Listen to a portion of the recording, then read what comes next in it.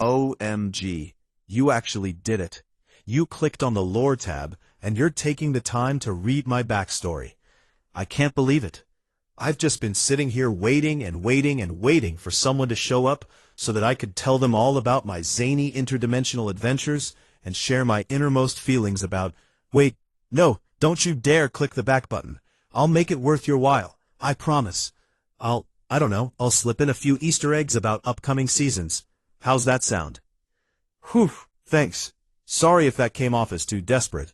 It just gets kinda lonely here between matches, and a guy can only shake his sweet guyet in the Times Square lobby so many times before he just wants to dive into a collapsing timeline and end it all, you know? But enough of all that. You're not my therapist.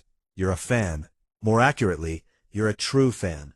The kind who's eager to connect all the dots between the ever-growing assemblage of characters who were plucked from across the chronoverse to save reality by doing what no other heroes can, stopping vehicles and capturing mission areas. You came here for answers, so let's kick this deep dive off with some easy ones. For starters, which version of Deadpool am I anyway? Am I the one from the comics, the movies, the 90s X-Men cartoon, or maybe I'm that cheap bootleg action figure you found at the souvenir store in Koreatown? Nope, none of the above, Skippy. This Wade Wilson variant is 100% original.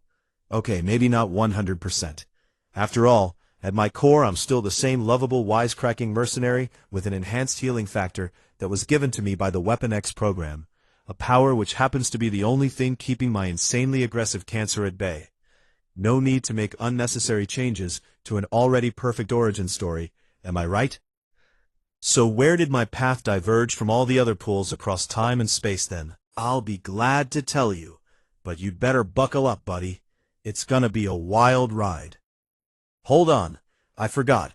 You can't buckle up, because for some unfathomable reason, school buses don't have seatbelts. And my primary mode of transportation currently happens to be an enchanted bus that I, let's say, borrowed from the fine folks at the Strange Academy a while back. What began as a joyride between dimensions eventually turned into one of the most dangerous missions I've ever taken on. Other than that one time, I got hired to trim the Hulk's toenails. The trip started out great. I got to visit all the hottest alternate universes, from the Age of Apocalypse to that one with all the zombies. Do not recommend. But it wasn't long before my magical mystery tour took a sharp and unexpected turn. While I was hanging with Spider-Ham in the dimension where everyone is an anthropomorphic animal, reality started to go on the fritz. As cute furry little heroes started to blink out of existence before my eyes, all I could do was leap into the bus and hit the gas. I barely escaped, and where I ended up changed everything from that day forward. My magic school bus screeched to a halt in the middle of a cosmic paradise at the very edge of all that is. And as soon as I stepped out into the grand garden, I realized I wasn't alone. I was greeted by a skeezy old dude who called himself the Collector. He claimed that he had used his vast power as an elder of the universe to guide me to his world, saving me from the effects of a time stream entanglement that was sweeping across the multiverse. I politely thanked him for the assist and attempted to make my exit as quickly as possible. But then he offered me the one thing no good mercenary can ever pass up: a paying gig. The Collector explained that there were tons of other realities on the brink of destruction, similar to the one I just narrowly escaped. He wanted to make sure that the rare species and unique artifacts from those realities weren't completely erased in the chaos. Sounds pretty noble, right? I could immediately tell it wasn't something he was doing out of the kindness of his shriveled old heart. Like most collectors, this guy was a completist, and he simply couldn't bear the idea of losing his chance to own a full set of freaks. That's why he was willing to pay me the big bucks to go out on a cross-dimensional shopping spree for him, capturing his carefully picked specimens and bringing them back to his weird little museum for safekeeping. I'll admit, at first, I was a little uncomfortable with the idea of rounding up innocent people and handing them over to some sort of cosmic zookeeper. But then I realized that I'd actually be saving lives for once instead of taking them, which sounded strangely satisfying. And the paycheck? Well, let's just say that it was more than enough to wash away any other concerns I might have had about the collector's motives or ethics. As long as I could convince myself it was a rescue mission, I figured I'd be fine. So I signed on and set off. My first stop was an Earth that felt like something out of an old samurai movie. The whole place looked like it was painted in watercolors, and its forests were filled with demons called, oh man, what's the word? She says it all the time. Yo-play? Yo-yo-ma? Yokai, that's it. Luckily, the collector didn't want me to bring him any of those freaks. All he wanted was one telepathic ninja named Sai. Easy peasy pimple squeezy. I parked my bus deep in the woods on Mount Shiryu and waited for Sai to finish fighting some nightmare-inducing monsters. After the battle, once she was exhausted, wounded, and disoriented, I made my move. Using a training sling ring that I'd slipped into one of my pouches during my last run-in with the Strange Academy, I was able to open a portal right in front of her and catch her off guard. Before Sai could even reach for her sword, I'd already clocked her in the head with the butt of my gun, knocking her out cold. Her stupid pet wolf tried to maul me, but I managed to fend him off with a swift boot to the snoot. Once I dragged my unconscious target on board the bus, we got out of her world split seconds before its pale tones were painted over by a powerful wave of destructive red energy. Fun fact: that wolf of size apparently managed to chase us through the bus's dimensional doorway, and ended up escaping their universe's grisly fate too. But I'll let Squirrel Girl tell you that story in her lore section. I dropped Sai off with the collector, and headed out to gather more crazy creatures off his list.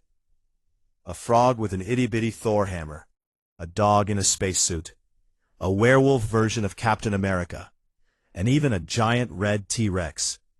Don't even ask how I managed to get him inside of the bus, you don't want to know. Thanks to yours truly, every single one of them was snatched from the cruel jaws of fate in the dying moments of their realities, only to find refuge in the collector's menagerie. Yet for some reason, none of them seemed too thrilled about that fact. Still, I tried to remind myself that I wasn't doing this to make friends. I was doing it to make money, and also to save lives.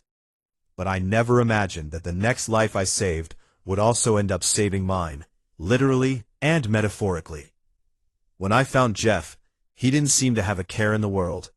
I guess I wouldn't either if I were a baby land shark, capable of devouring absolutely anything in my path.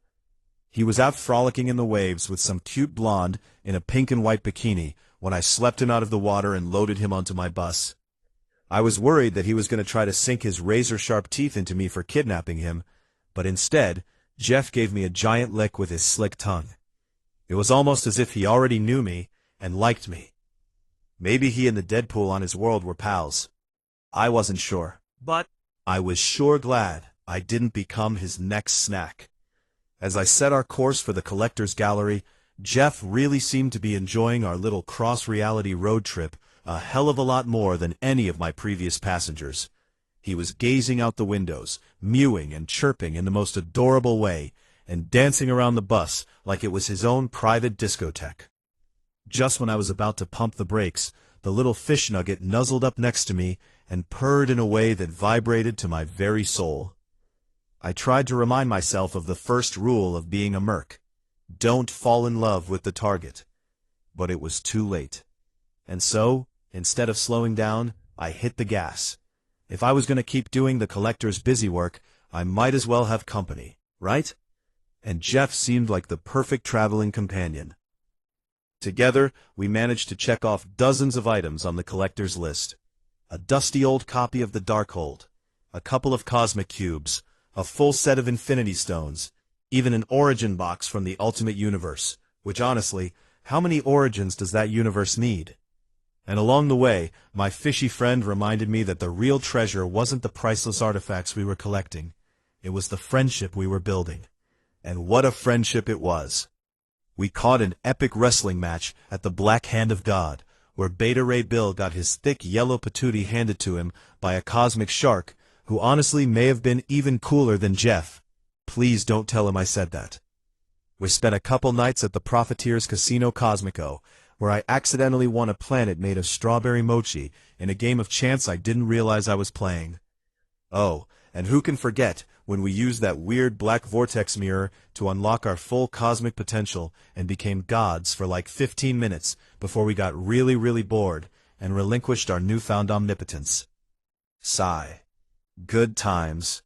But then things went terribly wrong, as they always tend to do when I'm involved. We were looking for a shard of the Macron crystal on Chandalar, the abandoned throne world of the Shi'ar Empire, when we discovered that the world wasn't quite as abandoned as we originally thought. The whole stinking planet had been turned into a hive for the giant alien bugs known as the Brood. Still, I've seen nastier-looking roaches skittering around Blind Al's apartment, so I figured we'd be fine. Boy, was I wrong. A Brood drone attacked out of nowhere and almost lopped my head clean off with its razor-sharp limbs. Don't worry, it would have grown back. Probably. Thankfully, Jeff leapt to my rescue and devoured my insectoid attacker in a single gulp. But before I could even thank him for saving me, a horde of broodlings emerged from the shadows and grabbed hold of my poor Jeffy boy, dragging him back to their queen. My rescue mission suddenly got a whole lot more rescue-y as I fought my way into the heart of the Brood hive, guns blazing and swords swinging wildly. Severed alien limbs were flying everywhere. It was absolutely disgusting, and I loved every moment of it. Not only did I manage to liberate Jeff from almost certain doom, but I also bagged the big bad Brood Queen as a bonus for my boss.